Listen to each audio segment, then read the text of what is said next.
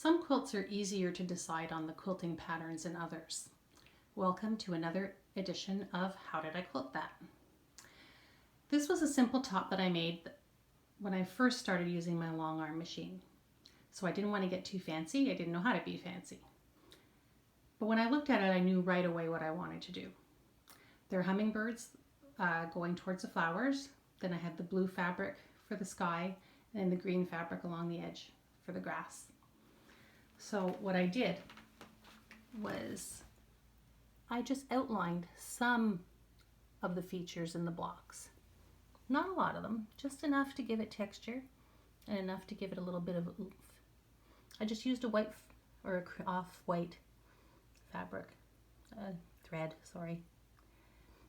Then for the blue, I decided that the swoops and the swirls would help mimic what it's like to watch birds flying through the air, just here and there and everywhere.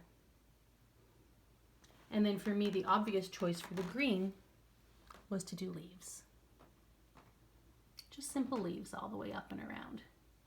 So that's all it was. It was outlining, swoops and swirls, and leaves.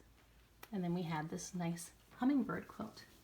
This is the backing, where you can see some of the quilting as well. So we don't need to get all fancy when we're doing quilts. Sometimes the quilts just tell you right off the bat what they want. I could have filled in the blocks with ruler work or fancy designs, but I thought that that wasn't what this quilt needed. This was a very simple quilt. It's one that hopefully someone will enjoy on their lap when they're watching TV or reading a book or something. And I didn't feel it needed anything fancy. I thought this was all it needed. So when you're trying to decide what to do with the quilt, not only are you thinking about what you're able to do and what you're comfortable doing, but what is the quilt going to be for and what is the meaning behind it? For me, the simplicity of the quilt meant that the quilting needed to be simple as well.